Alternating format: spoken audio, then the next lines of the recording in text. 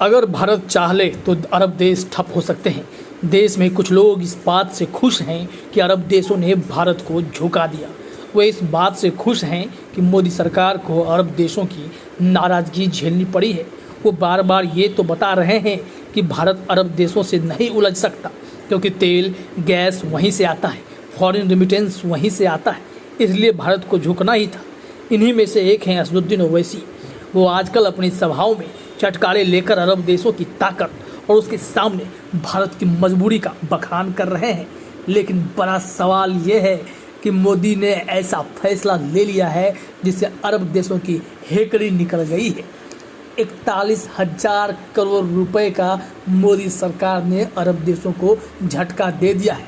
आपको नहीं पता है, हम वो आपको आगे बताते हैं। सबसे पहले जरा ओवैसी को समझिए, वो क्या कहते हैं, कब हरकत में आते हैं। कहते हैं कि जब कतर में कुछ होता है, सऊदी अरब में कुछ होता है, अरब अमीरात में कुछ होता है, बहरीन में कुछ होता है, तो प्रधानमंत्री बोलते हैं अरे गड़बड़ हो गई, अब तो मैं चाय भी नहीं पिला सकता हूँ। तब प्रधानमंत्री को ख्याल आता है, मोदी को, ओहो बहुत बुरी तरह, आपको मालूम है 50% ऑयल यहाँ से आता है, 40% गैस कतर से आती है। मत लो, कौन बोल रहा है आपको मालूम है भारत का 55% फॉरेन रेमिटेंस यहाँ से आता है। 8 मिलियन यानी 80 लाख लोग वहाँ काम कर रहे हैं। लेकिन ओवैसी को शायद यह पता नहीं कि मोदी ने एक ही झटके में अरब देशों को 41,000 करोड़ का झटका दे दिया है, अरब देशों की हेकड़ी निकाल दी है।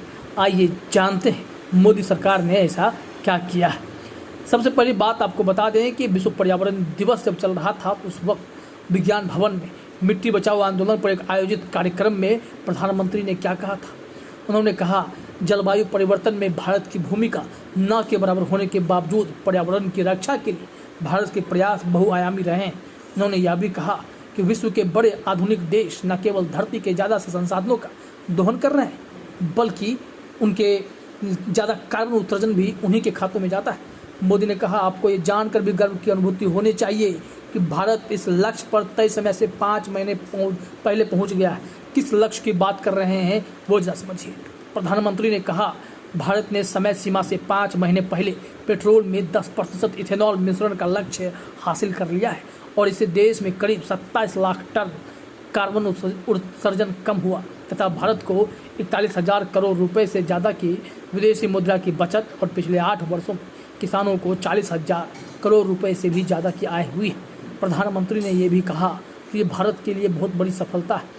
जहाँ वित्त वर्ष 2013-14 में पेट्रोल ब्लेंडेड इथेनॉल मुश्किल से 1.5% था, वो वित्त वर्ष 2019-20 में बढ़कर 5% हो गया है। तो इस तरह से 41,000 करोड़ रुपए का झटका एक बार में मोदी सरकार ने अरब देशों को दे दिया है। आपको बता दें कि यह भी कहा गया है कि अगला लक्ष्य 20% एथेनॉल मिश्रण हासिल करना है और इसे 2025-26 तक पूरा करने का अनुमान है।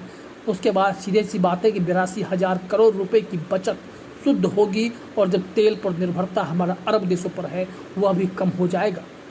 पीएम गति शक्ति राष्ट्रीय मास्टर प्लान भी पर्यावरण संरक्षण में अहम भूमिका निभा रहा है। उन्होंने कहा, इलेक्ट्रिक वाहनों को अपनाने का प्रचलन बढ़ रहा है और यह लंबे समय में देश के लिए बहुत फायदेमंद होगा और अरब देशों को और भी करारा झटका लगेगा। तो समझ गए ओवैसी जी कैसे मोदी सरकार ने, प्रधानमंत्री मोदी ने अरब देशों को जोरदार झटका दे दिया है।